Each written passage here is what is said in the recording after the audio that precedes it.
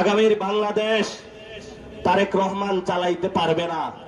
উনি বাংলাদেশ চালানোর পরীক্ষায় ফেল করেছেন। একটি চোখ হারিয়েও হাসপাতালের বিছানায় জীবনযুদ্ধ চালিয়ে যাচ্ছেন আলিফ। তাকে দেখতে গেলেন নাহিদ ইসলাম। প্রিয় তারেক রহমান, আলিফের চোখটা ফেরত দিন, আমরা চুপ হয়ে যাব, আমরা কিছু বলবো। আর একই সময়ে নাসিরউদ্দিন পাটোয়ারির একটি বক্তব্য ঘিরে শুরু হয়েছে নতুন রাজনৈতিক বিতর্ক। কি ঘটছে দেশের রাজনীতিতে, চলুন জেনে নেওয়া যাক। বাংলাদেশের সাম্প্রতিক রাজনৈতিক ইতিহাসে জুলাইয়ের ঘটনাগুলো এখনও আলোচনার কেন্দ্রবিন্দু। সেই সময়ের সংঘর্ষে বহু মানুষ প্রাণ হারিয়েছেন, আবার অনেকেই স্থায়ীভাবে আহত হয়েছেন। তাদেরই একজন আলিফ।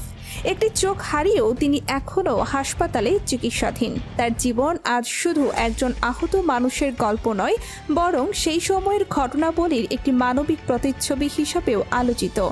সম্প্রতি হাসপাতালে গিয়ে আলিফের খোঁজ খবর নেন জাতীয় নাগরিক পার্টির নেতা নাহিদ ইসলাম। তিনি চিকিৎসকদের সঙ্গে কথা বলেন এবং আলিফের বর্তমান শারীরিক অবস্থার বিষয়ে বিস্তারিত জানতে চান। সাক্ষাৎ শেষে তিনি বলেন, জুলাইয়ের আত্মত্যাগ দেশের রাজনৈতিক বাস্তবতায় পরিবর্তন এনেছে। তবে সেই পরিবর্তনের সবচেয়ে বড় মূল্য দিয়েছেন যারা আহত হয়েছেন। তাদের অনেকেই আজও কঠিন বাস্তবতার মুখোমুখি।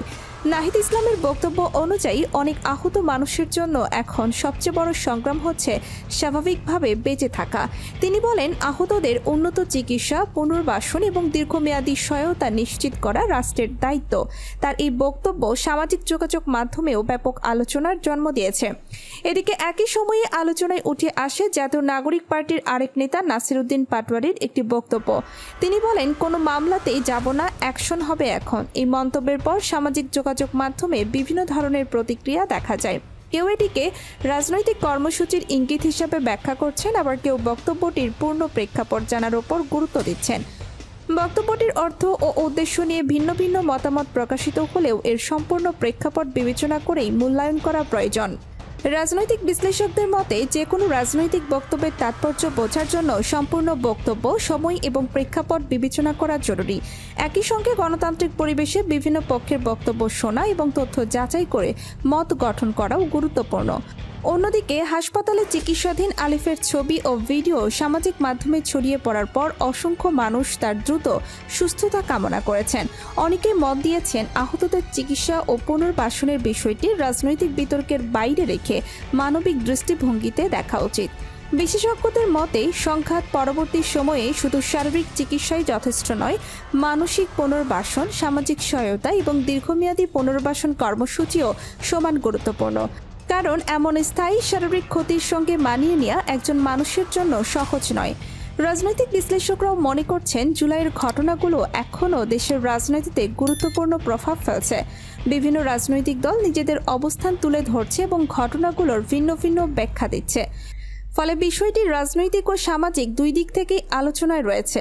হাসপাতালের একটি ছোট্ট কক্ষে আলিফের সঙ্গে নাহিদ ইসলামের সাক্ষাৎ অনেকের কাছে একটি প্রতীকী মুহূর্ত হয়ে উঠেছে। একই সময়ে নাসিরউদ্দিন পাটোয়ারির বক্তব্য নতুন রাজনৈতিক আলোচনা তৈরি করেছে।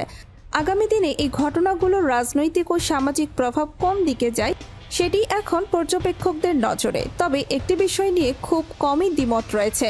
সহিংসতায় স্থায়ীভাবে ক্ষতিগ্রস্ত মানুষের চিকিৎসা, পুনর্বাসন এবং মর্যাদাপূর্ণ জীবন নিশ্চিত করা রাষ্ট্র ও সমাজের গুরুত্বপূর্ণ দায়িত্ব।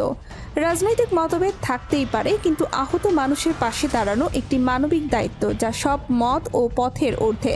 সচেতন নাগরিক হিসাবে যে কোনো রাজনৈতিক বক্তব্য বা আলোচিত ঘটনা সম্পর্কে মত গঠনের আগে তথ্য যাচাই করা প্রয়োজন। কারণ নির্ভুল তথ্যই পারে দায়িত্বশীল জনমত গড়ে তুলতে। ভিডিওটি যদি আপনার কাছে তথ্যবহুল মনে হয়ে থাকে তাহলে অবশ্যই একটি লাইক দিন। আপনার মতামত কমেন্টে লিখে জানান। নতুন রাজনৈতিক বিশ্লেষণ, গুরুত্বপূর্ণ সংবাদ এবং নির্ভরযোগ্য আপডেট সবার আগে পেতে আমাদের চ্যানেলটি সাবস্ক্রাইব করুন এবং বেল আইকনটি অন করে রাখুন। ধন্যবাদ। আবার দেখা হবে পরবর্তী ভিডিওতে।